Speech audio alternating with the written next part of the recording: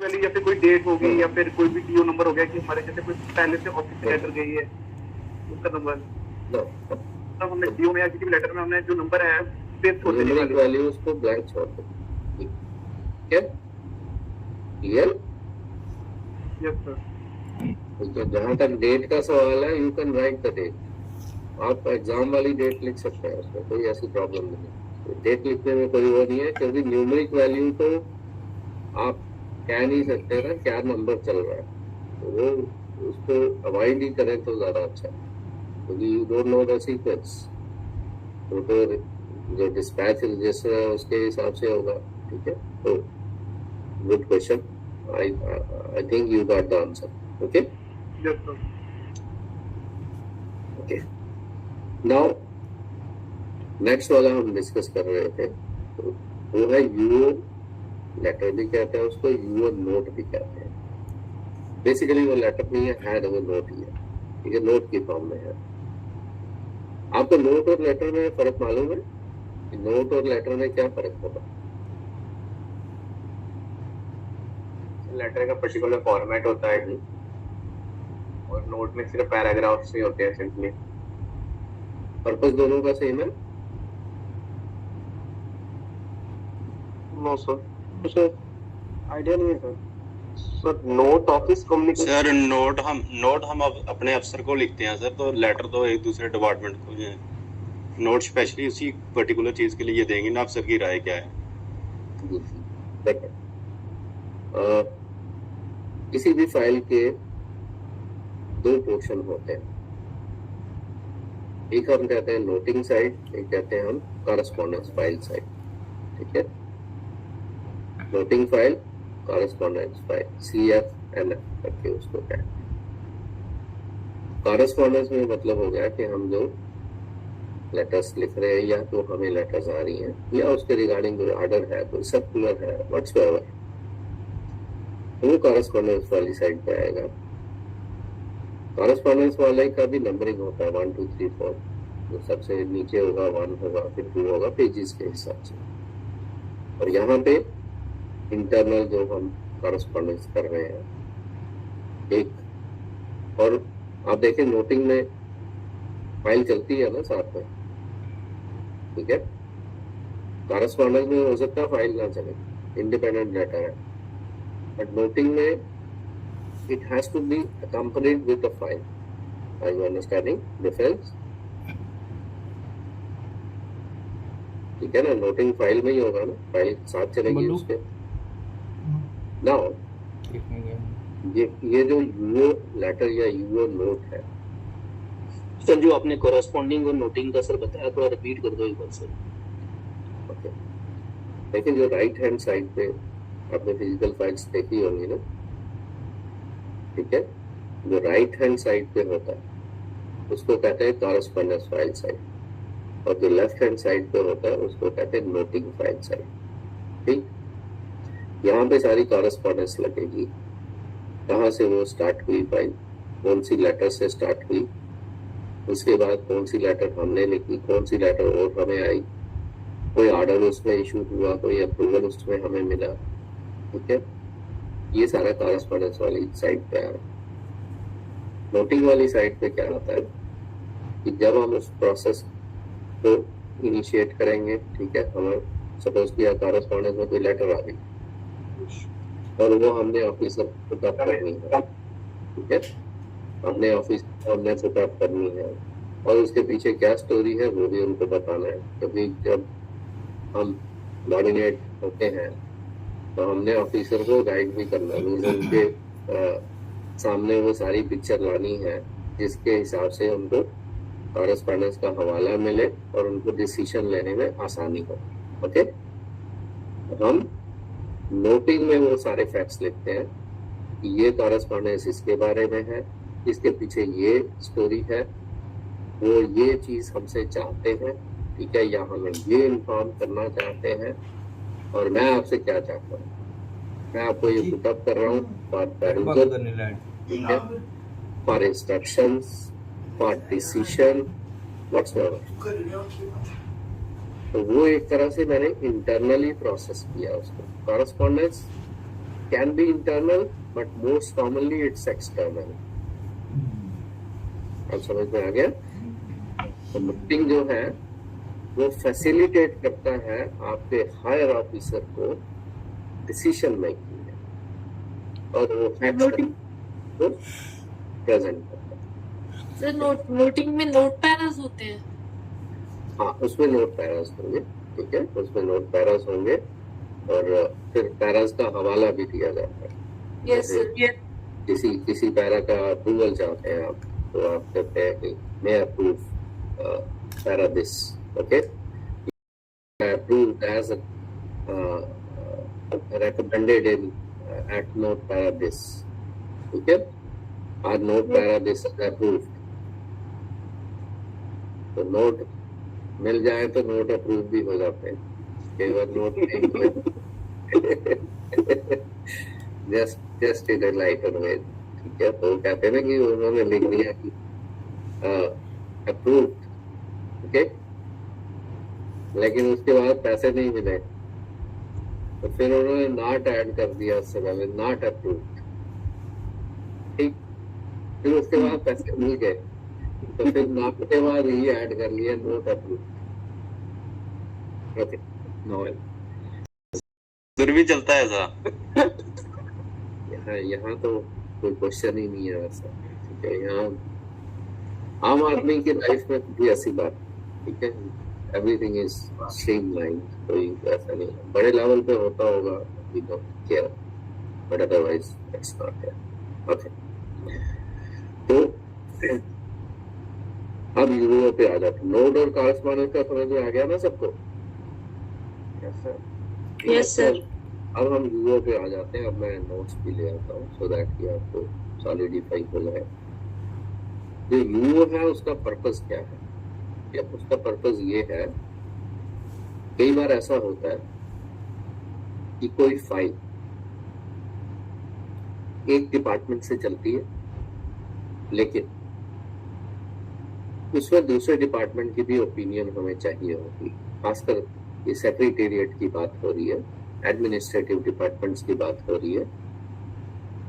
तो sometimes the matter is कि वो हमें तो अप्लाई होता है, लेकिन दूसरी जो मिनिस्ट्रीज हैं उनका भी उसमें रोल रहता है। रोल दो तरह से हो सकता है। एक ये है कि उस मिनिस्ट्री को हमने लूप में रखना, क्योंकि वो भी एसोसिएटेड है उस मैटर में, तो उनको भी इंफॉर्मेशन होनी चाहिए। और दूसरा ये है कि हम उस मिनिस्ट्री से कोई डिसीजन लेना चाहते हैं, ठीक है, उस मिनिस्ट्री से हम डिसीजन लेना चाहते हैं फाइल के ऊपर। अगर वो फाइल साथ में नहीं जाएगी, how can they take a decision? तो यूओ एक तरह से इंटर मिनिस्टीरियल एक नोट है जो अक्रॉस द टू डिपार्टमेंट्स जो है वो एक दूसरे को फाइल का आदान प्रदान करेंगे। फाइल के ऊपर वो नोट जाएगा, उसमें उस बारे में लिखा जाएगा कि हम आपसे चाहते क्या हैं, और वो फाइल पूरी इंफॉर्मेशन लेके होगी। अब सपोज कि आप कोई एग्जांपल ले लेते हैं, से जैसे आपको मालूम है पंचायत जो अकाउंट्स असिस्टेंट थे ना, पंचायत अकाउंट्स असिस्टेंट्स, सबको मालूम है, okay. Now there was a proposal for creation of those post, क्योंकि पोस्ट क्रिएट होगी तभी तो लोग रिक्रूट होंगे ना। तो सीनियर अभी सैंक्शन स्ट्रेंथ नहीं है आपके पास, तो फिर काहे की रिक्रूटमेंट होगी, काहे की फिलिंग होगी? तो नहीं हो सकती है, ठीक है। आप बजट में प्रोविजन नहीं कर सकते किसी का, अगर आपके पास सैंक्शन स्ट्रेंथ ना हो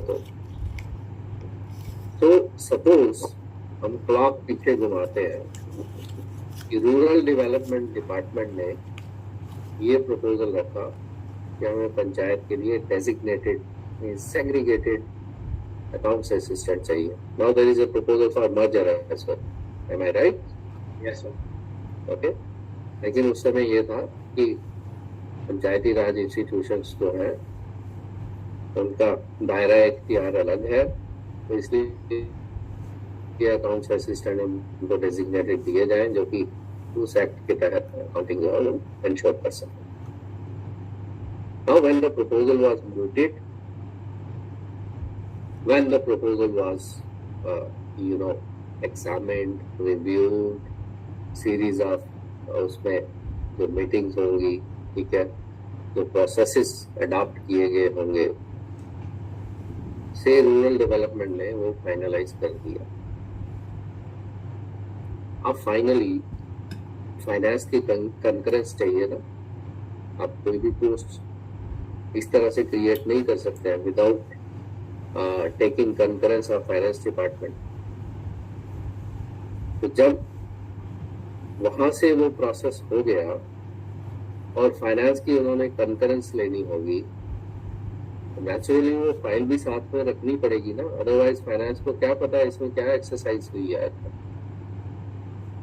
are you getting what I am saying? ठीक है, इसमें क्या होगा, फाइल के ऊपर रूरल डेवलपमेंट डिपार्टमेंट एक ब्रीफ सा, उसमें ज्यादा नहीं लिखने की जरूरत पड़ेगी उनको, क्योंकि पूरी फाइल है उसके नीचे। तो वो फाइनेंस की जो एडमिनिस्ट्रेटिव सेक्रेटरी होंगे उनको पुट अप होगी file from the rural development department, administrative secretary तो उनको पुट अप करेंगे, मींस कि ये हमारा प्रपोजल था, इसमें सारी फाइल में पूरी कॉरेस्पॉन्डेंस है उसकी। तो क्योंकि आपकी कंकरेंस की जरूरत है, इसलिए हम आपके पास भेज रहे हैं फॉर एग्जामिनेशन एंड कंकरेंस। ठीक है, हम सीधा भी नहीं कह सकते ये कंकरेंस दे दो, that will be too rude. हमने ये बनाया, कंकरेंस दे दो, तो उसमें भी वर्ड्स का हेर फेर करना पड़ेगा ना। ठीक है, you may examine and may give the concurrence on the proposal. Okay, ये जो है मैटर, ये जो नोट लिखा जा रहा है, ये आप देखें एक डिपार्टमेंट को पर्टेन नहीं कर रहा, ठीक है ना, दो डिपार्टमेंट्स को पर्टेन कर रहा है।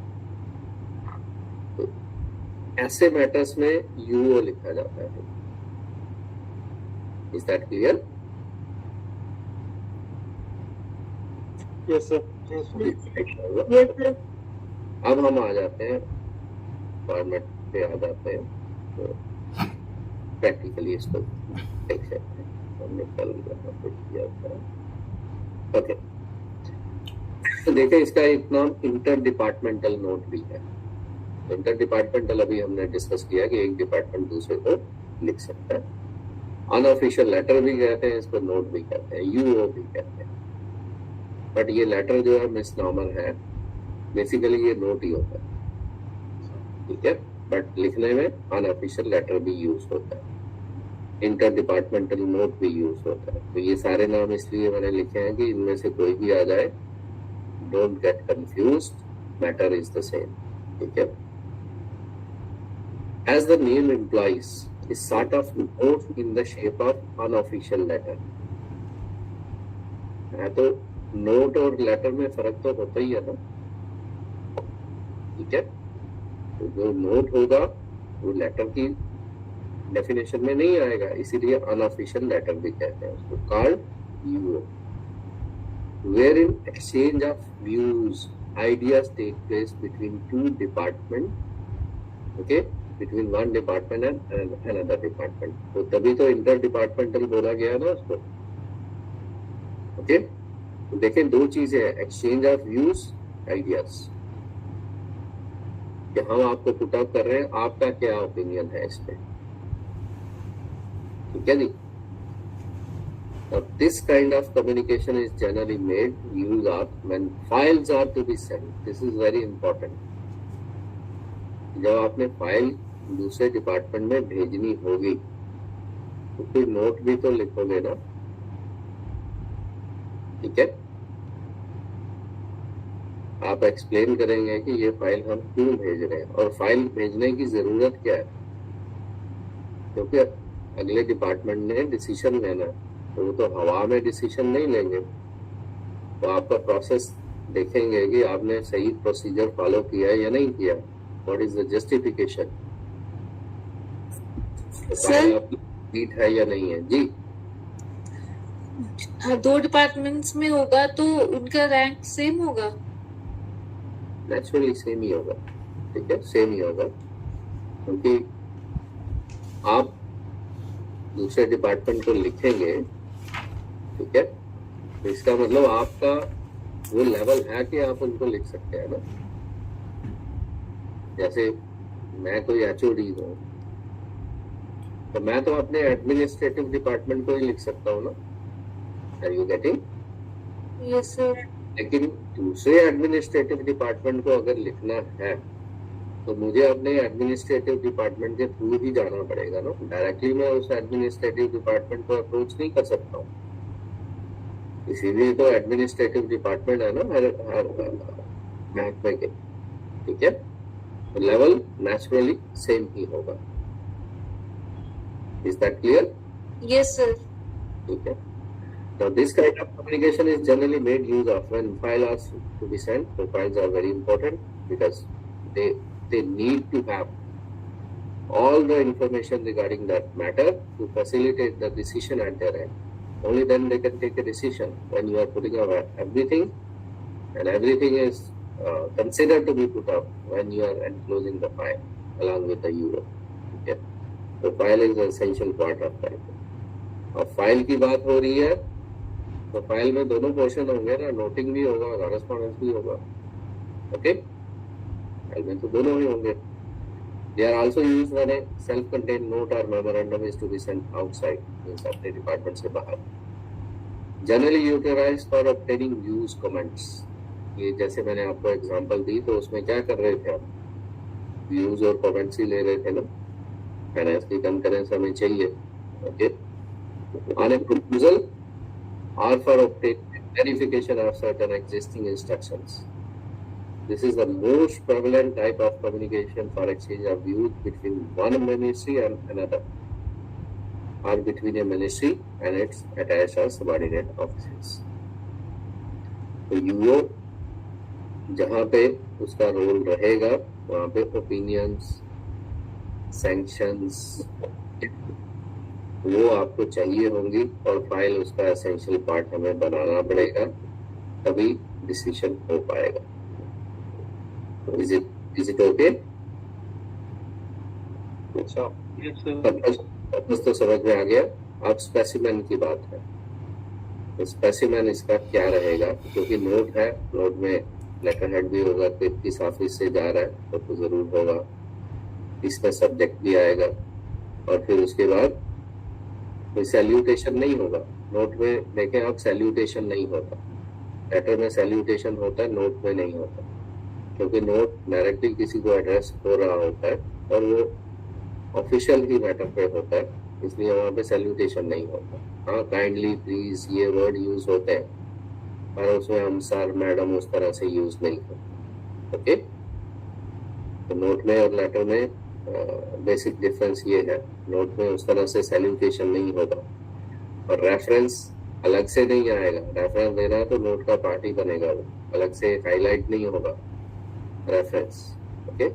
और नंबर डेट हमेशा एंड में होता है, लेटर में नंबर डेट ऊपर होता है ना, यहाँ पे नंबर डेट हमेशा एंड में होगा, नोट में नंबर डेट एंड में आएगा। एंड स्पेसिमेन की अगर बात करें तो UO की बात करी गई है, by Commissioner Secretary Finance to all Commissioner Secretaries requesting them to bring economy by imposing a uniform cut of 5% on all sanctioned allotment of the okay, transport जो travel expenses है उनको 5% का कट करना। For the current financial year, the economy is laid on the subordinate offices, that is officials. तो finance department जो है वो बाकी सबको एक तरह से सर्कुलेट कर रहा है ये मैटर, क्या? Are you understanding the purpose of this UO? Yes sir. ठीक है। अब लेटर हेड इसमें आ गया, कहाँ से जा रहा है, फाइनेंस से जा रहा है। सब्जेक्ट क्या है, bringing an economy bye imposing a uniform cut off 5% on all sanction allotment of E means allotment हो चुकी है, सैंक्शन है for the current financial year, उसमें कुछ चेंज हो चाहते हैं तो चेंज क्या है, refer to the above quoted subject in this context, refer to the recent meeting held on this in the office chamber of head officer जो भी होगा, wherein it was advised suggested by the undersigned to bring an economy by imposing a uniform cut of 5% on all sanctioned allotment for DE for the current financial year. The savings of 5% have to be utilized for managing disastrous projects works, as the current incessant rainfall avalanches have caused a great loss. Means situation वैसी है कि जो sanctioned DE का वो है grant है उसमें 5% cut की जरूरत है. As such, the information is to be conveyed to all subordinate offices across the ministries है ये. और लिखने वाला जो है वो यहाँ पे साइन करेगा और जिसको भेजा जा रहा है, नोटिंग में यही पैटर्न होता है ना, नोटिंग में जो लिखने वाला है वो राइट हैंड साइड पे साइन करता है और जिसको वो पुट अप कर रहा है वो लेफ्ट साइड पे लिखता है. जैसे suppose I am accounts assistant, ठीक है, तो मैं यहाँ पे accounts assistant as a sign करूंगा और जिसको मैंने पुट अप करना है तो अकाउंट्स असिस्टेंट के ऊपर सीधा डब्ल्यू है तो मैं डब्ल्यू यहाँ पे लिखूंगा. तो यहाँ पे वो साइन कर रहे हैं, किसको भेज रहे हैं, ऑल कमिश्नर सेक्रेटरीज. अब नंबर डेट जो होगा वो कौन लगाएगा, फाइनेंस वाला ही लगाएगा ना, वहां से ओरिजिनेट हो रहा है तो यूओ नंबर लगेगा, डेटेड. अब ये बड़ा इंपॉर्टेंट है, एनक्लोजर जो है, क्योंकि फाइल जा रही है इसके साथ. ओके, तो फाइल में दोनों साइड होंगी ना, नोटिंग साइड भी होगी, कॉरेस्पॉन्डेंस भी होगी. तो जब आप दूसरे डिपार्टमेंट में फाइल सेंड करोगे तो हमेशा पेजेस की मार्किंग होती है, क्योंकि कोई पेज निकल ना जाए फिर, और पैरास कितने आज तक लिखे गए हैं वो भी काउंटिंग होती है. तो जब आप कॉरेस्पॉन्डेंट फाइल का हवाला देंगे तो उसमें लिखेंगे सीएफ साइड में कितने पेजेस हैं, वो पेजेस काउंट होते हैं. और पैरास के केस में नंबर काउंट होता है, number of paras. Is it okay ji? Yes sir. Yes, sir. तो ये सारे एडमिनिस्ट्रेटिव सेक्रेटरीज को बार बार जो है वो जाएगी, so that they can note it and that they can start action on this. Sir आपने जैसे बोला कि एक साइड कॉरेस्पॉन्डेंस साइड होती है और दूसरी साइड नोटिंग साइड होती है, तो सर क्या आप ये स्क्रीन शेयर करके हमें कोई सैंपल दिखा सकते हैं? सैंपल अभी फाइल का उस तरह से सैंपल नहीं होगा मेरे पास, ठीक है, लेकिन I'll try to get some sample, ठीक है ना. वैसे तो ऐसे ही बता देता हूँ. सपोज किया ये जैसे मेरा रजिस्टर है, ठीक है जी, ये रजिस्टर है. ओके, आप इसको फाइल मान सकते हैं. Okay, this is the register और ये फाइल है, ठीक है. ये जो इसका ये वाला साइड होगा, दिस वन इसको कहते हैं कॉरेस्पॉन्डेंस फाइल साइड, और ये जो इस साइड वाला है इसको कहते हैं नोटिंग फाइल साइड. ठीक है जी. नोटिंग जो है it is meant for internal process, क्योंकि फाइल में किसी की कॉन्फिडेंशियलिटी इस तरह से एक्सपोज नहीं कर सकता ना. ठीक है जी जी, यू नो इट. तो ये कॉरेस्पॉन्डेंस फाइल साइड है, राइट हैंड साइड, और ये वाली जो है ये नोटिंग साइड है. ये किस लिए है? सपोज किया एक गवर्नमेंट का ऑर्डर आ गया, ठीक है जी, गवर्नमेंट का ऑर्डर आ गया, वो यहाँ पे लग गया. ऑर्डर की हमने इम्प्लीमेंटेशन करवानी है फ्रॉम द सबऑर्डिनेट ऑफिसेस. ये हेड ऑफिस में आया. Okay, are you understanding? Yes sir. Government order आ गया हेड ऑफिस पे, ठीक है. Now this is to be got implemented from the subordinate offices. से डायरेक्टर एग्रीकल्चर के ऑफिस में वो लेटर आ गया, ऑर्डर आ गया, और उन्होंने सबऑर्डिनेट ऑफिस से वो इम्प्लीमेंट करवाना है. जिसके पास वो कॉरेस्पॉन्डेंस पहुंचेगी, होता क्या, वो फिर मार्क करते हैं. ठीक है, एचओडी है, वो मार्क करेगा किसके नाम पे, उससे लोअर वाले ऑफिसर के नाम पे मार्क करेगा. उससे लोअर वाला ऑफिसर जो है अपने जो कंसर्न क्लर्क है उसको मार्क करता है.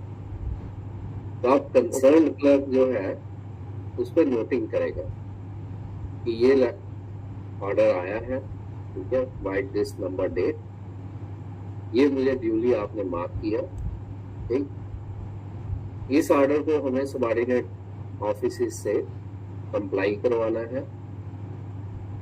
तो we will circulate this letter, this order to the subordinate offices so that it's implemented in letter and spirit. तो क्लर्क यहाँ पे साइन करेगा नोट पे और किसको पुट अप करेगा, जिस ऑफिसर ने वो लेटर उसको मार्क किया। तो मतलब जितने भी मार्क्स वगैरह जो होते हैं वो सारे नोटिंग साइड पे आते हैं, जो इंटरनल प्रोसेसिंग है, ठीक है जी जी। जो इंटरनल प्रोसेसिंग है, इंटरनल प्रोसेसिंग मीन्स मैंने अपने ऑफिसर को पुट अप करना है वो मैटर कि what this matter is all about. उसके पीछे सपोज सिंपल सी बात कर लेते हैं हम, अर्न लीव के लिए एक एप्लीकेशन आ रही, ठीक है, क्योंकि दूसरी क्लास में हम लोग लीव्स पढ़ रहे थे ना, ठीक। अर्न लीव की एप्लीकेशन आ गई, उसमें फॉर्म भी लगा दिया, सब कुछ है। Now that earn leave is to be processed. वो अर्न लीव जो है, वो फॉर्म जो है वो अकाउंट्स असिस्टेंट को मार्क हो गया। अब अकाउंट्स असिस्टेंट इस साइड पे रखेगा जो एप्लीकेशन आई है, जो अर्न लीव का फॉर्म उन्होंने भर के दिया, यहाँ पे लिखेगा प्लेस्ड अक्रॉस, कॉरेस्पॉन्डेंस फाइल को लिखते हैं प्लेस्ड अक्रॉस, या अदर साइड भी लिखते हैं उसको।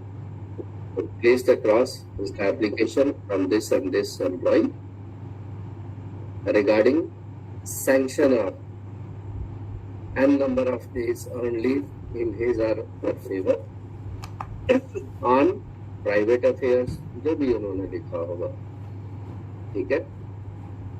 अब आप क्या करेंगे, उनका लीव अकाउंट बना के यहाँ पे लगाएंगे, क्योंकि आपका काम है, सर्विस बुक आपके पास है, आप उनको लिखेंगे कि मैंने लीव अकाउंट यहाँ पे बनाया, अक्रॉस जो है उसको मैंने प्लेस किया है, and as is evident from the leave account he has this leave to his credit, and out of that this leave may be granted. Don't write can be granted. Okay, words are very important. May be granted. उस हिसाब से आप ये भी put up कर सकते हैं कि उनका जो लीव पीरियड होगा उसमें उनका चार्ज किसी और को हम दे सकते हैं, so that work doesn't hamper. तो ये आप नोट लिख के अपने हायर ऑफिसर को मार्क करेंगे। तो हायर ऑफिसर के लिए यू कैन वेल जज, जब डिसीजन लेना आसान हो गया ना, ठीक है। ये सर मतलब जो भी मेरी ऑब्जर्वेशन होगी वो मैं नोट में लिख दूंगा और आगे मार्क करूंगा। बिल्कुल बिल्कुल। और फिर उसके बाद अगर उनकी फर्दर कोई क्वेरी होगी तो वो आपको वापस करेंगे, ठीक है, कि ये जो है वो क्लैरिफिकेशन चाहिए मुझे, before I sanction it you do this one as well. तो फिर आप वो भी सर नोट साइड पे लिख के देंगे, और वो भी नोट साइड पे आएगा, वो सारा नोट साइड पे चल रहा है, then we will again mark it, okay. और उसके बाद फिर आप कंप्लाई करेंगे, दोबारा से आप लिखेंगे रीसबमिटेड, ठीक है, resubmitted as desired, resubmitted after doing the needful as desired. तो फिर उसके बाद वो डिसीजन लेंगे, and once they take a decision वो नोट में अप्रूव करेंगे, और जब नोट में अप्रूव करेंगे तो यहाँ से फिर ऑर्डर इशू होगा ना, फिर आप अर्न लीव का ऑर्डर बनाएंगे, फिर ऑर्डर भी आप उनको पुट अप करेंगे।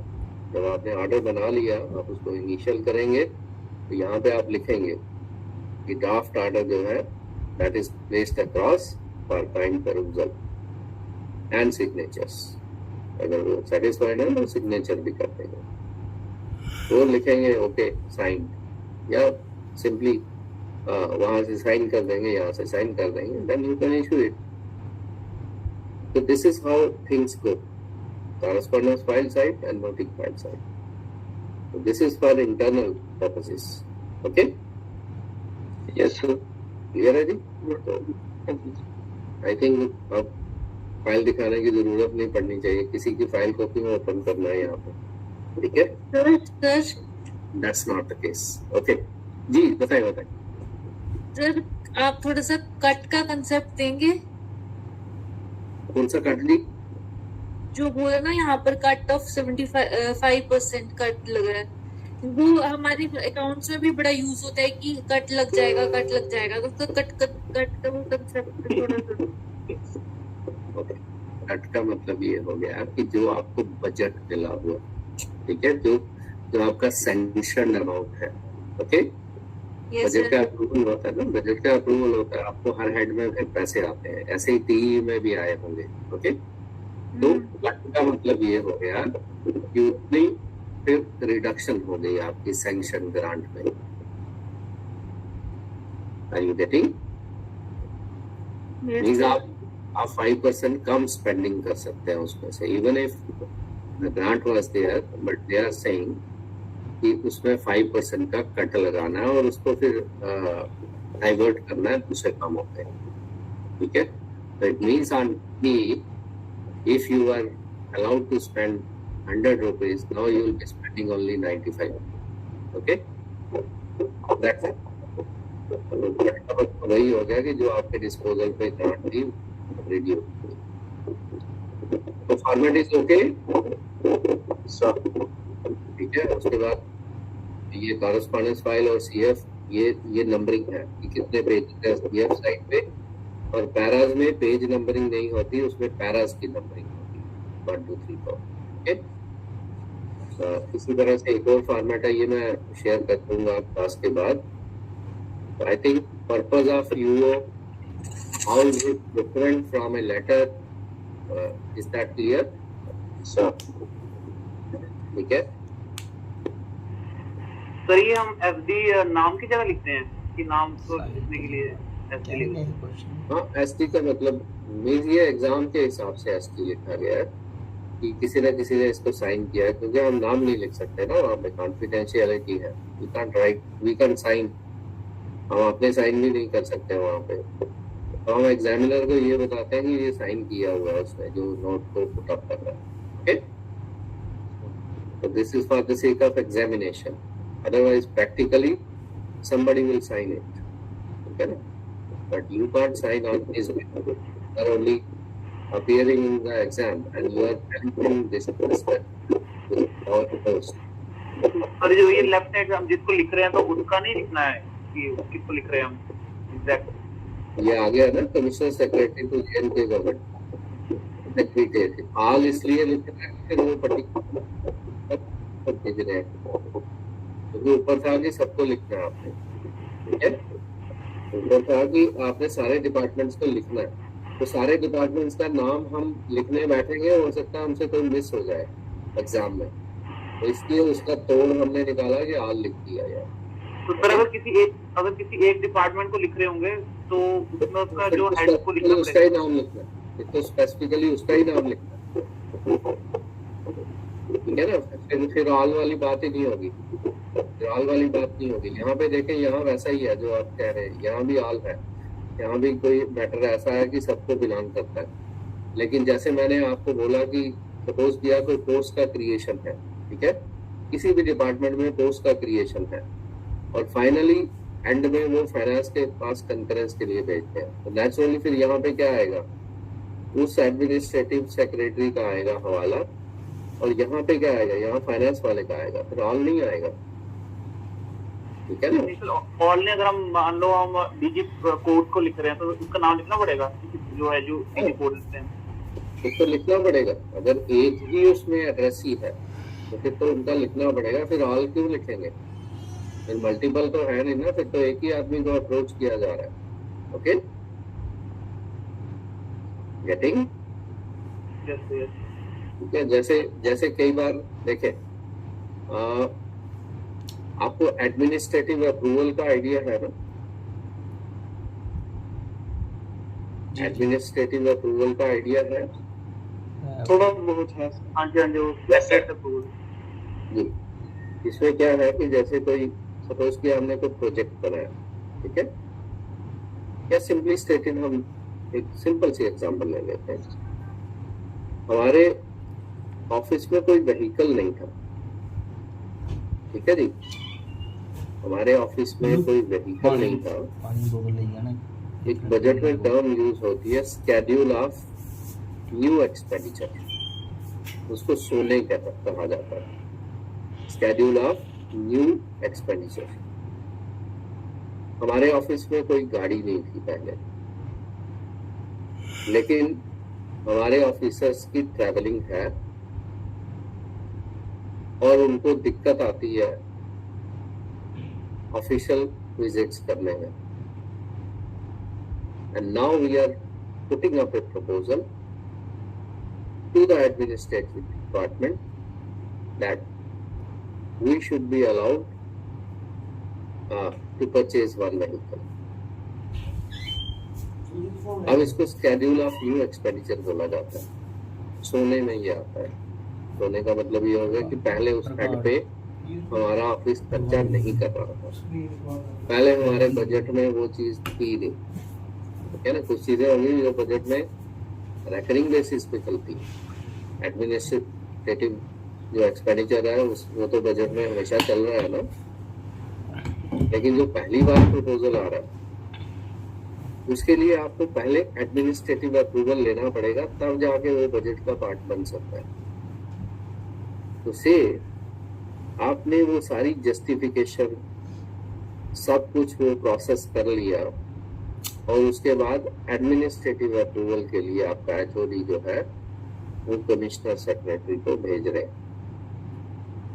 तो don't you feel that file should be part of it? File के बगैर वो डिसीजन नहीं लेंगे ना। Are you getting? सिंपली एक लेटर लिखने से आप एडमिनिस्ट्रेटिव अप्रूवल नहीं ले पाएंगे, you will have to send the file. तो वहां पे चाहे उनका लेवल का फर्क है, लेकिन वो नोट लिखेंगे फाइल के ऊपर, क्योंकि उनको डिसीजन लेना है, एडमिनिस्ट्रेटिव अप्रूवल लेना है। In that case also file will be essential part, और इसको भी यूओ ही कहा जाएगा। तो हम आपसे अप्रूवल चाहते हैं, पहले ये आप पढ़ लें, ये हमने सारी एक्सरसाइज की है। This is the justification, this is the financial implication, this will be the benefit out of it, and what we are proposing is justified, but the matter is put up for your kind perusal and sanction of administrative approval. तो वहां पर भी file उसका essential part होगा, तो correspondence और noting side का हवाला भी आएगा उसमें। तो these are different occasions where you, ठीक है, क्लियर हुआ? तो वहां पे आप देखें एचओडी इधर साइन करेगा, तो वो तो कमिश्नर सेक्रेटरी लिखेगा ना, तो किसी और को आल वहां पे कोई रेलिवेंट नहीं होगा। हाँ, उसके बाद अगर हमारे एडमिनिस्ट्रेटिव सेक्रेटरी को लगता है, मीन्स लगता है कि उनको करना ही पड़ेगा, क्योंकि सोने के जितने भी प्रपोजल्स होते हैं वो सारे के सारे एडमिनिस्ट्रेटिव डिपार्टमेंट से फिर फाइनेंस में जाते हैं, फाइनेंस वाले उसको कट भी कर सकते हैं, ठीक है। उसके लिए जो बजट का फॉर्म है वो 8 यूज होता है, ठीक है ना। बजट के बहुत सारे फॉर्म्स है ना, 4A है, 4B है, उसके लिए बजट का 8 फॉर्म यूज होता है। तो उसमें लास्ट में एक कॉलम है कि फाइनेंस के उसमें क्या कमेंट्स है। ऐसा नहीं होगा ना कि जो प्रपोजल एडमिनिस्ट्रेटिव डिपार्टमेंट के पास आ गया that will be through, because finally finance ने देखना है कि उनके पास पैसे कितने हैं, how much they can afford, okay. तो all these new proposals they go to the finance department, और फिर सीरीज ऑफ मीटिंग्स होती हैं between administrative department and finance कि कितना प्रपोजल हम इस बार रख सकते हैं। तो दैट्स इट। ऐसे ही हमारे इंजीनियरिंग विंग था, तो वो लोग तो इतने बड़े बड़े प्रपोजल लेके आ जाते हैं। एक वर्क्स प्रोग्राम होता है ना इंजीनियर्स का, ठीक है, have you heard of it? Works programme ji, no sir. Works programme का मतलब ये होता है कि इंजीनियर लोग अगले साल में क्या काम करना चाहते हैं, ठीक है, उसको कहते हैं वर्क्स प्रोग्राम। और वर्क्स प्रोग्राम में वो एस्टिमेशन भी देते हैं और उस एस्टिमेशन के बेस पे फिर बजट में प्रपोजल्स आते हैं, ठीक है। लेकिन उनके लिए स्काई इज द लिमिट, क्योंकि वो जितने काम करेंगे उतना ही फायदा होगा ना उनको। क्यों? चाहे वो वायबल हो चाहे ना हो, चाहे वो रेम्यूनरेटिव हो चाहे ना हो, लेकिन अगर उसकी एग्जीक्यूशन हो जाएगी तो कहीं ना कहीं उनको फायदा हो जाएगा। तो उनके लिए स्काई इज द लिमिट। लेकिन फाइनेंस वाले ने देखना मेरे पास पैसे कितने हैं, मैं ये सस्टेन कर सकता हूँ उनका पूरा का पूरा वर्क्स प्रोग्राम। तो sometimes it was happening that there proposals were cut down to 25%।